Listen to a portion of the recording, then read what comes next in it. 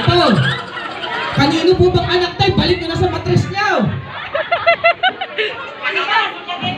Pakibalik sa sinapupunan. Ay, eto sa... Walang matinong kausap sa tatlong rep. Baka sa mga babae meron. Eto si Margo. Nag-aaral mabuti kasi gusto maging teacher. Margo, ano Tagalog ng tang? Dila.